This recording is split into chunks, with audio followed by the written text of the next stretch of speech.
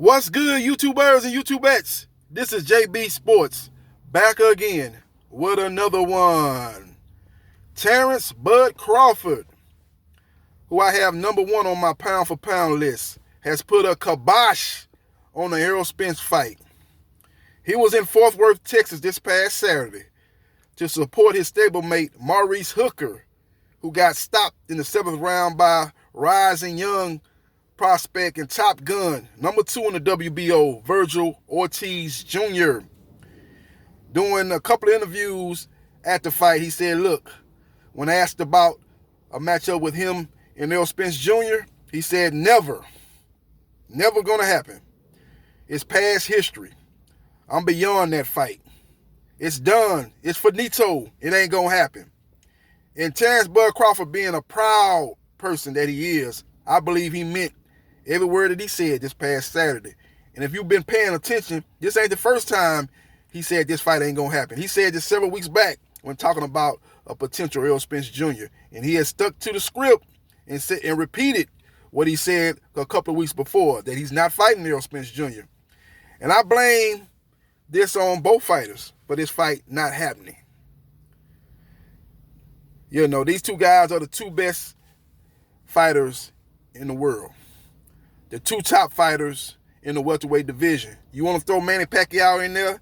Go ahead. Be my guest. Throw him in there because he's definitely in the conversation as one of the top welterweights in the welterweight division, along with these two guys.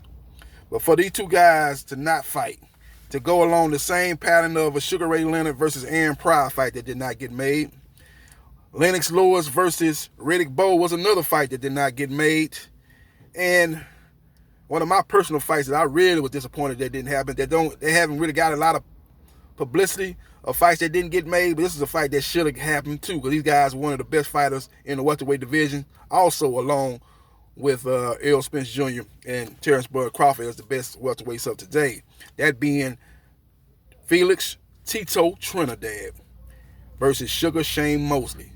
Those guys never fought. Both of those guys fought Oscar De La Hoya, but they never fought each other. Both guys fought Winky Wright. Sugar Shane fought Vernon Forrest. Those guys fought all the top fighters during that era, but they never faced off with each other. And we as a boxing public got the short end of the stick on that situation. Just like we're getting the short end of the stick with Terrence Bud Crawford versus Errol Spence Jr. And it all boiled down to Terrence Bud Crawford won 50-50. Errol Spence Jr. at first said 60-40, but recently has been talking about 70-30, 80-20 split, and that pretty much has put the fight all but DOA, dead on arrival, and not going to happen. And I believe, in my opinion, this fight is more 60-40, 65-35 in Errol Spence's favor. But like I said, I understand where Terrence Bud Crawford is coming from. He says this guy's going all the way from 70-30 to 80-20. I'm not chasing this guy no more. I'm moving on to bigger and better things. And Crawford, quiet as kept. He's been mentioning this. Some people ain't been paying attention, but he's been stating this in different videos when he was talking with Danny Garcia. I believe they were at the Canelo Alvarez-Abney Yildirim fight. And he stated that he was going up to 154 when Danny Swift Garcia mentioned that he was going up to 154. Bud Crawford said, I'm going up just like you going up. I'm going where you going. And so he's looking to make a move up to 154 and possibly challenging not the undisputed, but the unified, and could be undisputed by the time they fight, unified junior middleweight champion, Jermell Lyons Only Charlo. So we will see what happens. We will see what transpires. But you look at the pay-per-views that both fighters have done. Errol Spence Jr. did a pay-per-view with Mikey Garcia. That pay-per-view did 360,000 pay-per-view buys. I believe that's what it did. It might have did, I think it did around 360,000 pay-per-view buys. Then he backdoored that and did a pay-per-view with Sean Showtime Porter. That pay-per-view did 275,000 pay-per-view buys. Recently did a pay-per-view with Danny Swift Garcia.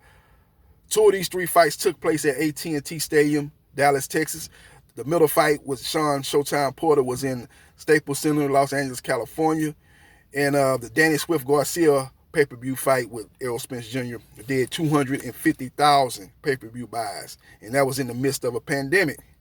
So he has done very good numbers. Not great numbers, but very good numbers, considering people have access to legal streaming, people watching fights on the app, and people got all kind of ways. Fire Stick. I don't want to, put people business out there.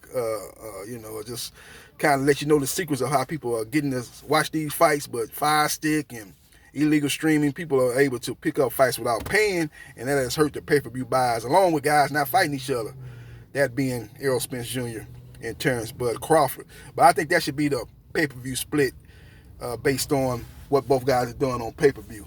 It remains to be seen what be the next step for Errol Spence Jr.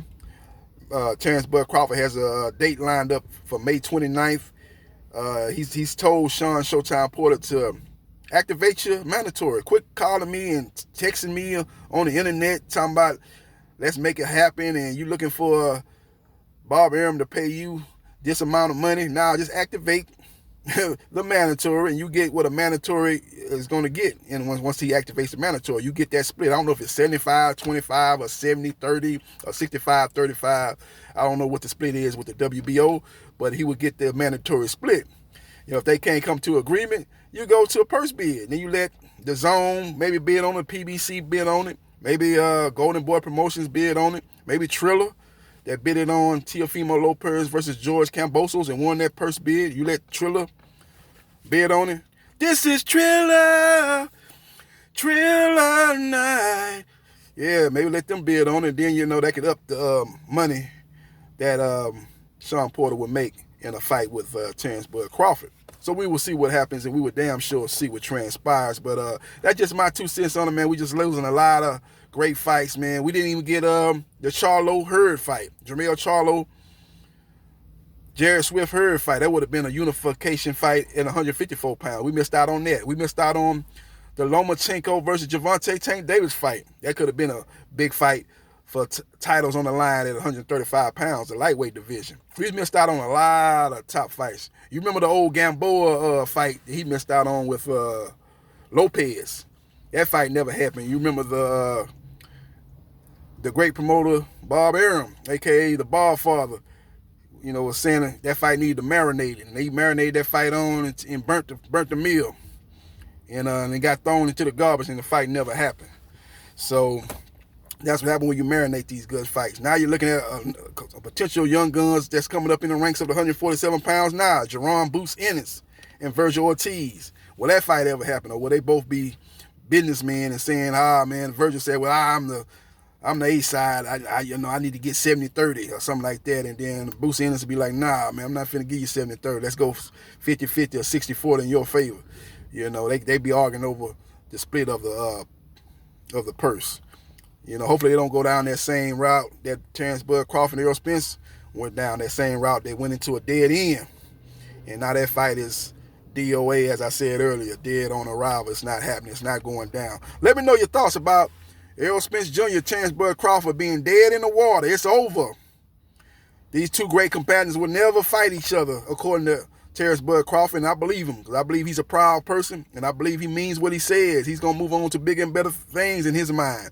Maybe fight one more fight at 147 and then move up to 154 and possibly challenge the 154-pound undisputed, the unified junior middleweight champion, and could be undisputed if he gets that last belt from Brian Castano, that being Jermell Lyons only, Charlo. Let me know your thoughts about this fight going in this list of fights that never got made, that we, the boxing fans, have been regretting to this day, that didn't get done due to politics of boxing. Let me know your thoughts and subscribe to JB Sports and hit the like button if you like the content of this video. And then after you do that, subscribe to JB Sports, the man, the myth, the legend. I'll holler.